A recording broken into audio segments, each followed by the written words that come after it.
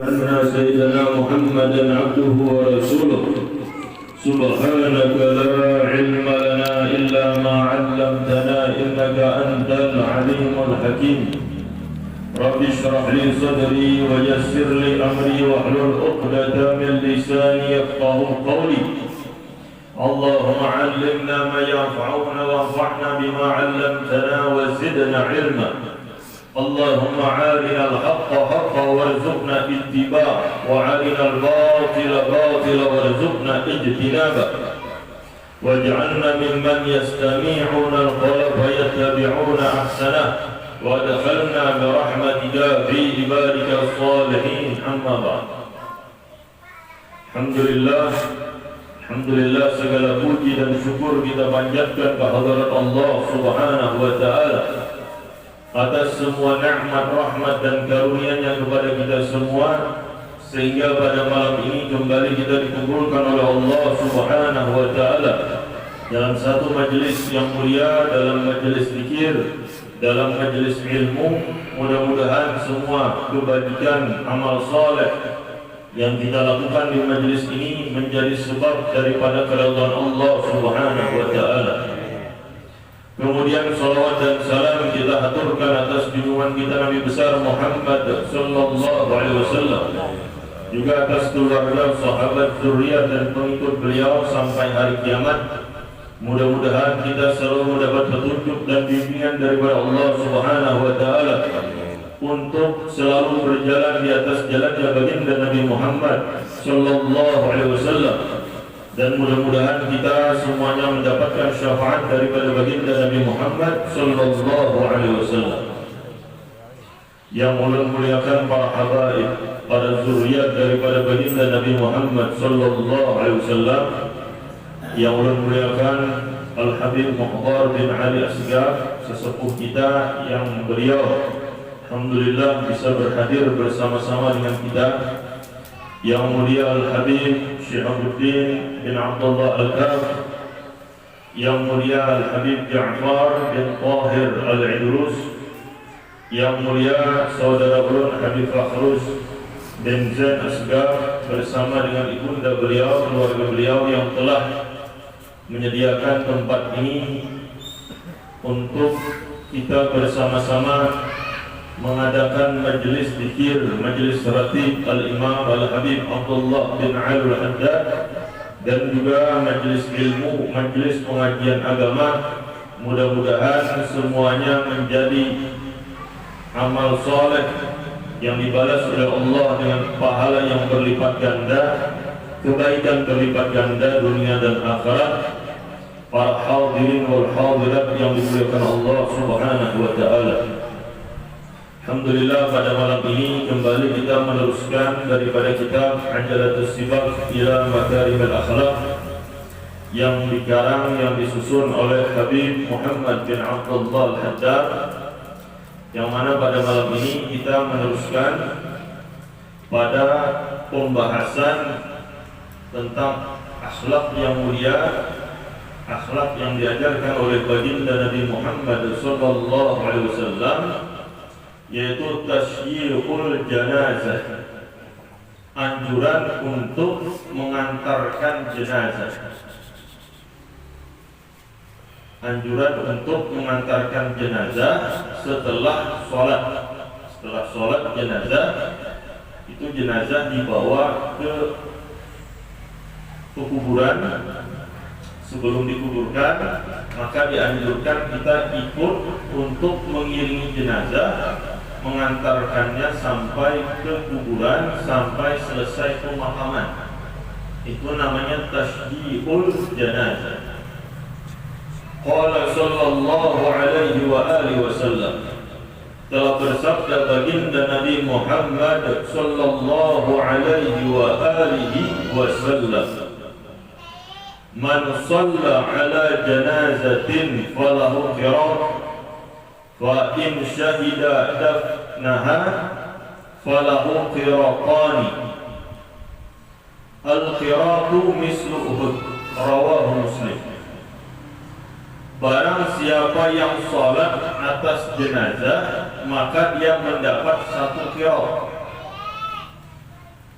Dan barang siapa yang menyaksikan jenazah, artinya menyaksikan pemakamannya, barang siapa yang menyaksikan pemakaman jenazah, artinya mengikuti, mengiringi sampai ke kuburnya, walahu qiratani, maka baginya 2 qirat.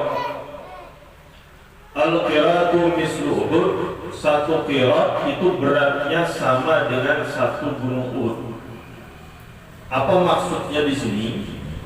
Maksudnya daripada sabda baginda Nabi Muhammad sallallahu alaihi wasallam, bila kita ikut menyembahyangkan orang meninggal dunia, menyembahyangkan jenazah, itu kita dapat pahala timbangannya sama dengan 1 gunung Uhud.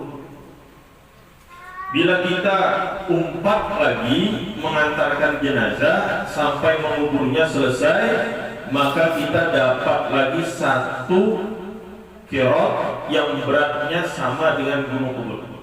Jadi kita dapat 2 pahala sebesar 2 gunung Uhud. Nah, ini pahala nanti akan dimasukkan dalam timbangan amal kebajikan kita. Karena ada namanya di akhirat itu namanya proses mizan, timbangan amal baik, timbangan amal buruk. Nah, kalau kita mengikuti 1 pemakaman, dari mensolatkan sampai ke pemakaman, ini kita dapat 2 gunung Uhud pahala, 2 pahala yang beratnya sama dengan 2 gunung Uhud. Ini memberati timbangan kita. Semakin berat timbangan amal soleh, maka semakin besar harapan kita masuk ke dalam surganya Allah tanpa proses yang sulit. Artinya nyaman kita masuk ke dalam surga. Semakin banyak amal soleh, semakin berat timbangan kebaikan, semakin nyaman kita masuk ke dalam surganya Allah.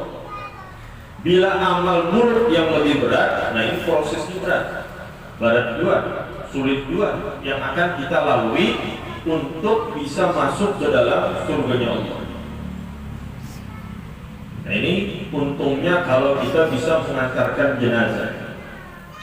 Kemudian apa hukum mengantarkan jenazah? Apa hukumnya? Dalam Islam, dalam agama kita mengantarkan jenazah sampai penguburan. Hukumnya secara umum, hukumnya adalah salah satu sunnah. Jadi hukumnya asalnya sunnah yang besar pahalanya. Meskipun ini sunnah, tapi pahalanya besar. Dan hukumnya fardu kifayah bagi orang yang mengurusi pemakamannya. Tapi kalau orang ini mengurusi sampai menguburkan mayit, menguburkan jenazahnya, bukan sunnah, tapi hukumnya adalah fardu kifayah. Artinya kalau misalnya untuk mengubur jenazah itu perlu 10 orang, maka yang 10 orang ini bukan sunnah, tapi fardu kifayah. Mulai mengangkat sampai menguburnya, menimbuni tanah sampai selesai. Nah ini bukan sunnah, tapi fardu kifayah. Tapi selain yang mengurusi pemakaman, mengurusi penguburan, yang lainnya itu hukumnya sunnah untuk mengikuti jenazah ini sampai ke kubur, sampai penguburannya. Nah ini hukumnya adalah sunnah. Ini bagi siapa? Bagi setiap laki-laki muslim. Hukum sunnah ini berlaku bagi setiap laki-laki muslim. Tapi bagi setiap perempuan muslimah ini beda lagi hukumnya. Kalau bagi laki-laki muslim hukumnya sunnah, bagi kaum muslimah maka hukumnya ini adalah makruh. Kada sampai haram, tapi makruh. Artinya dianjurkan kada usah. Tidak dianjurkan perempuan itu ikut sampai ke pemakaman. Tapi hukumnya kada sampai kepada haram. Tapi bisa berubah hukumnya menjadi haram kalau terjadi yang namanya ikhtilat. Ikhtilat itu bercampur laki-laki dan perempuan. Kalau misalnya binian nih 4 ke pemakaman, tapi jauh jaraknya, mulai jauh aja, kada bebarak, kada bercampur dengan laki-laki yang memakamkan jenazah, nah ini hukumnya makruh. Tapi kalau bebarak sampai dengan bercampur dengan yang bukan muhrim, maka hukumnya berubah menjadi haram. Ini yang perlu diperhatikan. Kadang-kadang ada yang tidak tahu hukumnya. Kalau tidak tahu masih dimaklumi, tapi kalau yang tahu, nah ini perlu dijaga. Jangan sampai kalaupun terpaksa harus 4, karena kadang-kadang bisa jual perempuan itu kada nyaman, dianggap itu boleh-boleh aja, kada nyaman untuk kada ikut ke pemakaman. Nah akhirnya ikut ke pemakaman, lalu terjadi ikhtilaf, bercampur laki-laki dan perempuan. Ini bukan makruh lagi, bisa menjadi haram. Nah ini masalah pengantaran jenazah. Yang disunnahkan itu hanya bagi laki-laki. Disebutkan dalam hadis yang disampaikan oleh Ummu Atiyah radhiyallahu anha, beliau mengatakan, qalat nuhina an ittiba'il janaiz wa lam yu'zam alaina.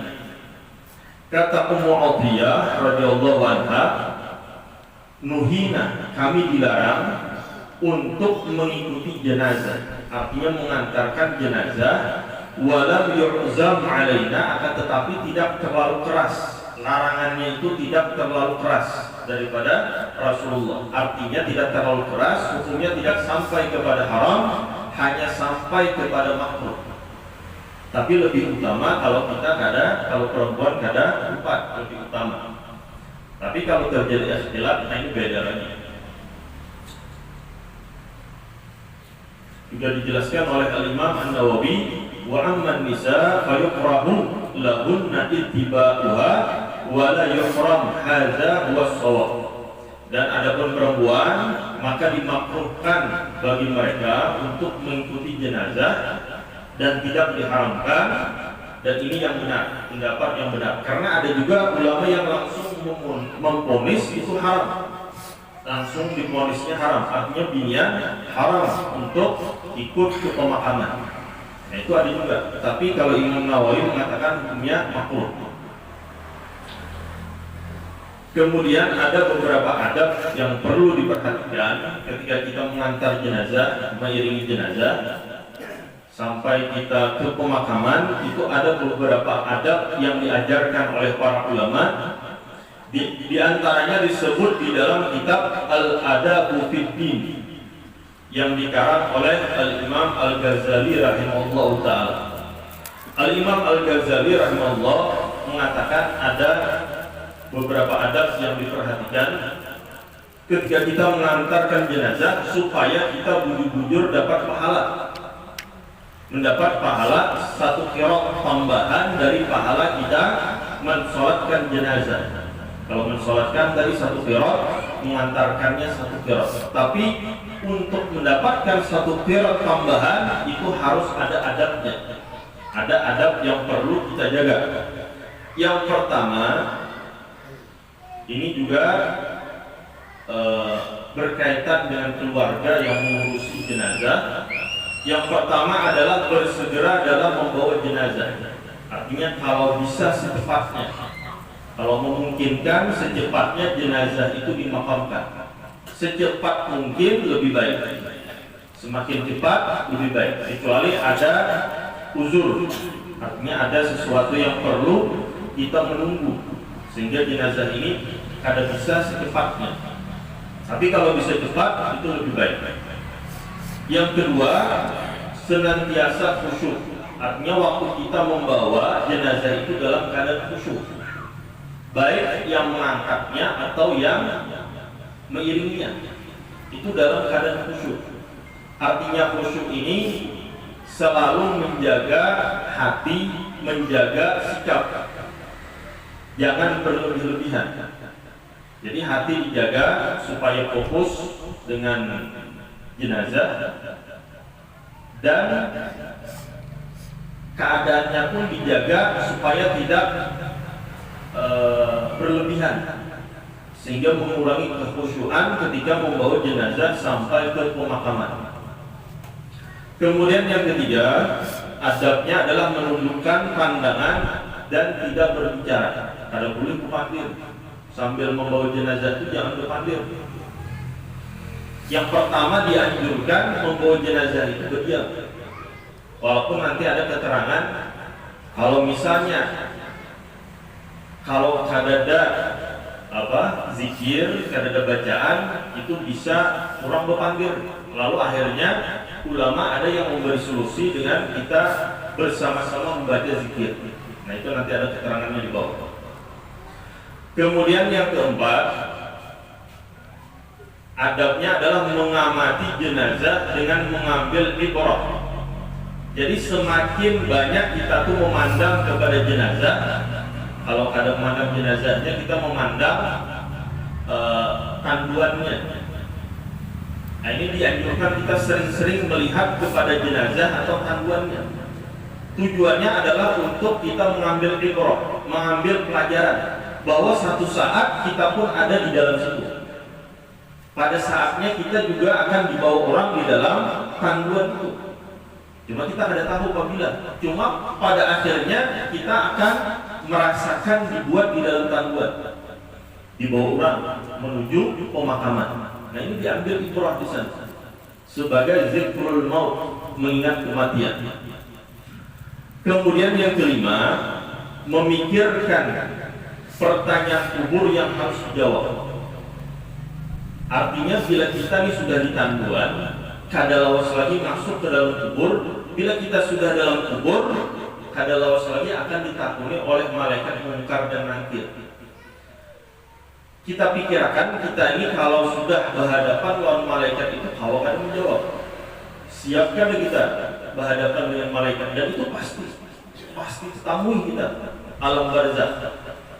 Bahkan bukan hanya orang yang mati lalu dikubur di dalam tanah, orang yang mati di laut pun, misalnya ada orang mati di laut hilang mayatnya, ini tetap mereka akan melalui proses alam barzakh. Jadi alam barzakh itu kadang mesti dalam tanah.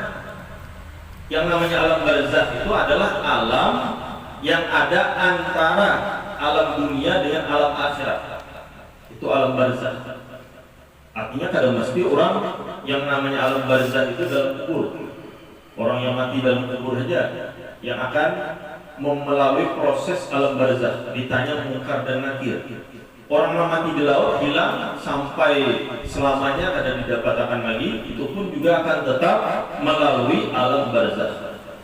Nah ini kita mikirkan, kita memikirkan kayak apa kita kaina berhadapan dengan malaikat yang menanya kita di dalam kubur. Kemudian yang keenam, adabnya adalah kita memiliki keinginan kuat untuk banyak-banyak bertobat kepada Allah. Kita hendak bujur-bujur bertobat kepada Allah, karena ingat segala amal perbuatan kita itu akan dimintai pertanggungjawabannya setelah kita meninggal dunia. Bahkan Al-Imam Ali karamallahu wajhah mengatakan, an-nasu niyam iza matu intabah. Manusia yang ada ini, kata Sayyidina Ali, itu guring. Bila sudah mati hanya bangun guring. Kita ini kayak orang guring. Kenapa beliau mengatakan kayak itu? Karena kita kada sadar hakikat daripada kehidupan kita ini, kada sadar. Kita ini kayak di alam mimpi. Dunia ini kayak alam mimpi. Kita masih punya khayalan dengan keduniaan kita. Kita hendak ini, hendak itu dengan dunia kita. Padahal itu mimpi sebenarnya.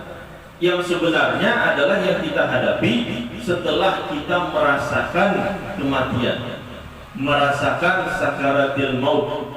Ketika roh kita sudah dicabut, berpisah dengan badan kita, baru kita bangun, sadar bahwa kita banyak lalai di dalam hidup kita.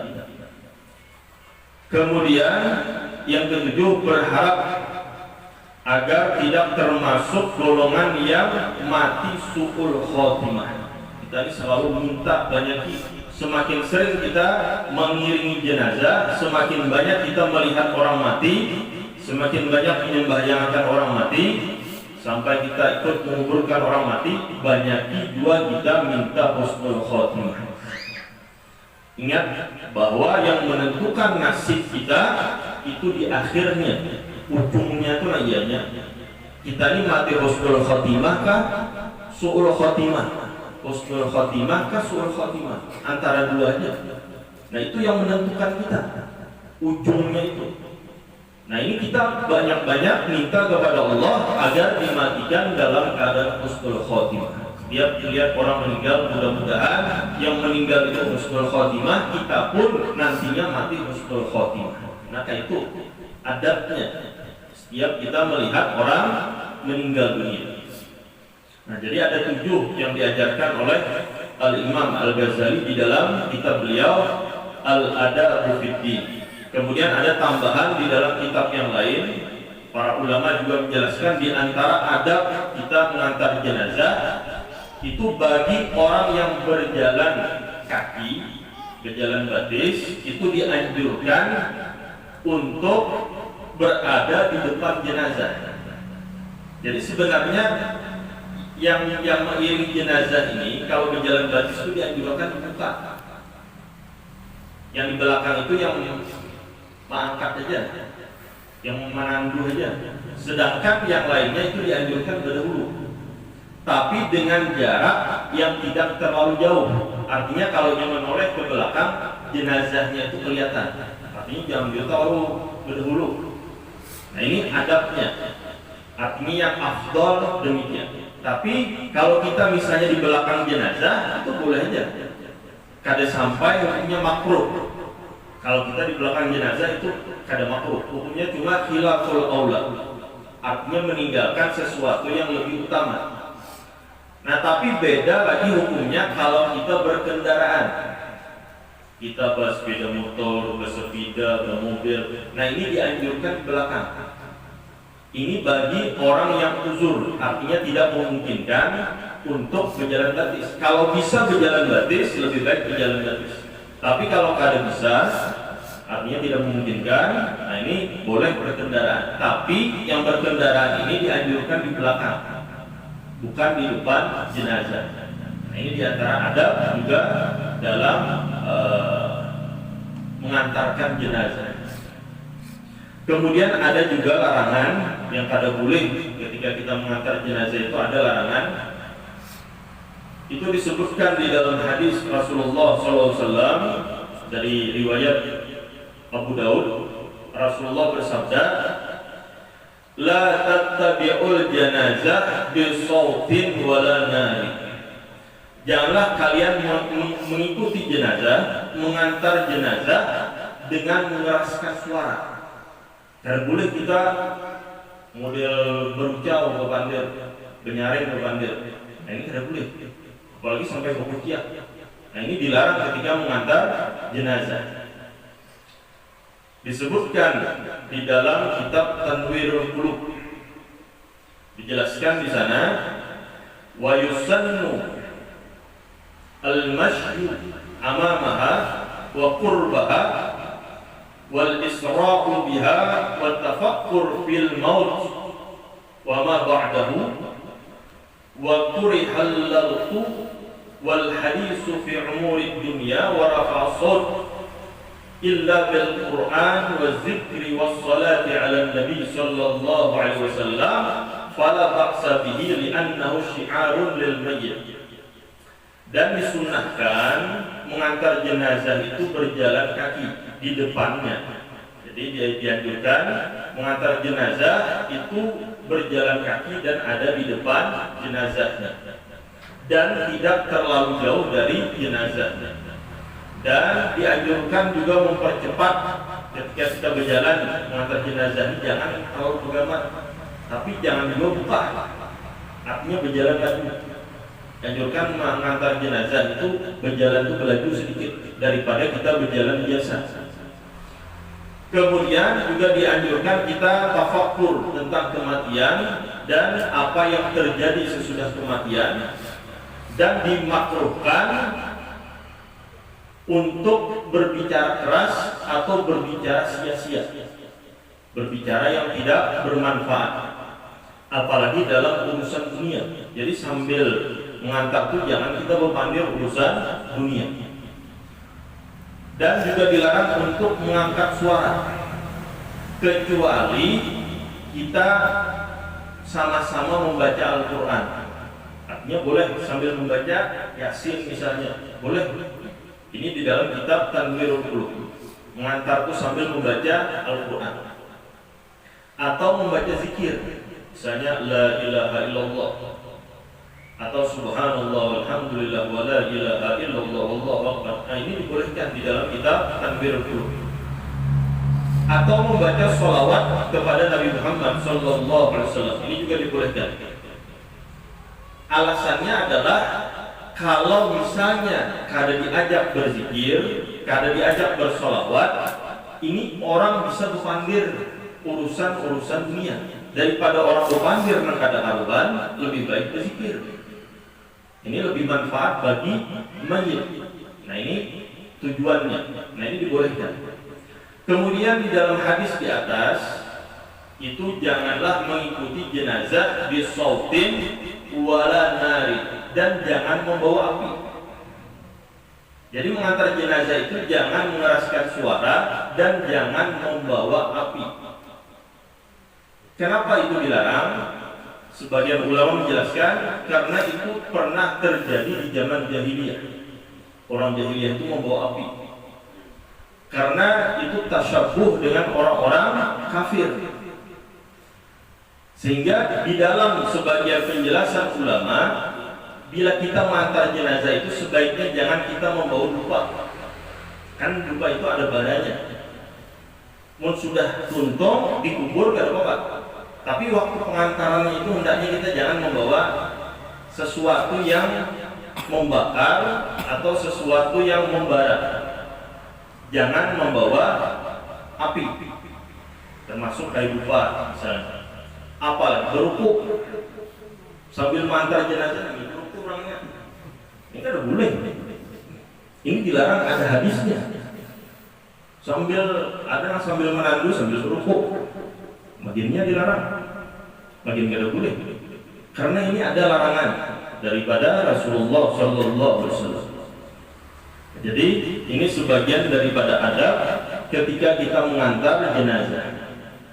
Walaupun kita misalnya di belakang jauh dari jenazah, kalau berukuk, ada boleh juga. Selama itu masih ada kaitannya dalam tasyiul jenazah, dalam pengantaran jenazah, maka kada boleh kita membawa api.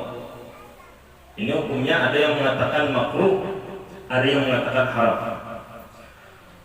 Kemudian kalau yang meninggal itu ulama, orang soleh, ini lebih dianjurkan lagi kita untuk ikut mengantarkan jenazahnya. Kita mengetahui ada misalnya tuan guru, ada orang alim, ada orang soleh meninggal dunia. Usahakan kita umpat mengantarnya, walaupun kita tidak ada hubungan keluarga. Kalau ini orang baik, orang soleh, kita usahakan kita umpat mengantarkan jenazahnya. Atau kalau bisa dari mensalatkannya sampai mengantarkannya. Kalau itu daripada orang-orang soleh, karena itu banyak keberkahan yang didapatkan dari kita menghadiri salat jenazah orang soleh dan pemakamannya. Banyak berkahnya, banyak asarnya, banyak bekas-bekasnya yang akan kita dapatkan. Banyak dari manaqib para aulia Allah, orang-orang soleh, yang disebutkan bahwa orang yang ikut mensalatkan jenazah mereka, ikut mengantarkan jenazah mereka, itu mendapatkan syafaat mereka pada hari kiamat. Ada disebutkan di dalam sebagian manaqib para aulia Allah, di antaranya manaqib Habib Abdullah bin Umar Asy-Syafiri.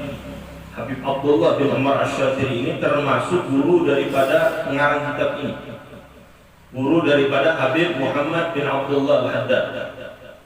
Disebutkan di dalam sebagian manaqib beliau, ulama yang pernah menyaksikan, yang pernah menemui Habib Abdullah bin Muhammad Al-Haddad.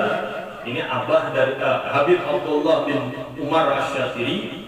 Ini abah daripada Habib Salim Asy-Syatiri di Rubat Karim di Hadramaut. Habib Abdullah bin Umar Asy-Syatiri. Itu disebutkan beliau pernah mengatakan, barang siapa yang hadir salat jenazahku dan juga mengantarkan jenazahku, kata beliau, maka dagingnya akan selamat daripada api dunia dan akhirat. Barang siapa yang mensalatkan jenazahku kemudian mengantarkan jenazahku, kata beliau, maka dagingnya akan selamat daripada api dunia dan akhirat. Jadi pernah terjadi waktu Sidin meninggal dunia, ada orang yang baru pulang dari pasar. Orang ini bulik dari pasar. Bulik dari pasar menukar daging. Menukar daging 1 kilo. Jadi waktu bulik dari pasar mendengar bahwa akan dilaksanakan sholat jenazah kepada Habib Abdullah bin Umar Asy-Syatiri. Karena orang ini mendadak, hanya tahu, langsung umpat sholat jenazah. Nah, waktu umpat sholat jenazah itu dagingnya terbuat dalam kantong. Tak umpat dalam kantongnya. Waktu dia sholat jenazah. Akhirnya orang ini pulang ke rumahnya. Lalu ketika pulang ke rumah, dagingnya disuruh istrinya memasak.